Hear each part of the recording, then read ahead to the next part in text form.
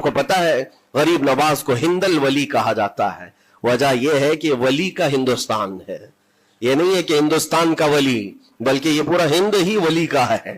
دربار غریب نواز سے ہندوستان کو جوڑا گیا ہے، سلطان الہند بھی کہا گیا، سلطان الاولیاء بھی کہا گیا، لیکن جانتے ہیں ان کے آنے کا راستہ اتنا پیچیدہ تھا۔ وہ سن 583 کی بات تھی، 583 ہجری چل رہی تھی، جب آپ حرم کعبہ سے نکل کر مدینہ طیبہ جا رہے تھے۔ اس وقت آپ کی عمر تقریباً 45 سال کے آس پاس کی تھی، نہایت ہی عبادت گزار، تقوی شعار، 20 سال اپنے پیر و مرشد کی خدمت کر کے وہ حرم کعبہ میں پہنچے تھے۔ 20 سال کے بعد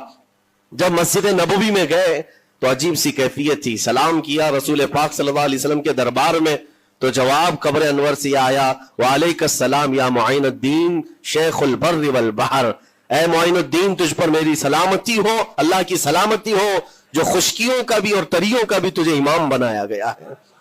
اور آواز یہ نبی کریم صلی اللہ تعالی علیہ وسلم کے دربار سے سننے والی آواز تھی۔ آپ گھبرائے تھے، تھوڑا سا سراسیمگی تھی، یہ ہندوستان کی طرف اشارہ کر کے میرے آقا صلی اللہ تعالی علیہ وسلم نے فرمایا تھا کہ تجھے ہند کی ولایت دی جاتی ہے۔ اس وقت تک سرکار غریب نواز کو نہ ہندوستان آنا کبھی ہوا تھا، نہ ہندوستان کے علاقوں کو آپ نے کبھی دیکھا تھا،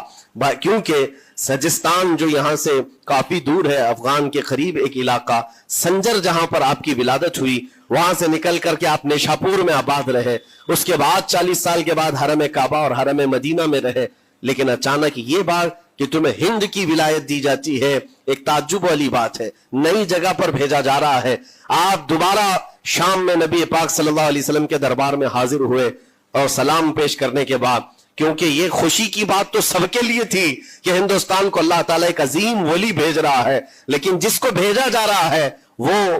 بے قرار تھا، بے چین تھا، کیونکہ نہ راستے پتہ ہے، نہ ملک کے حالات معلوم ہیں۔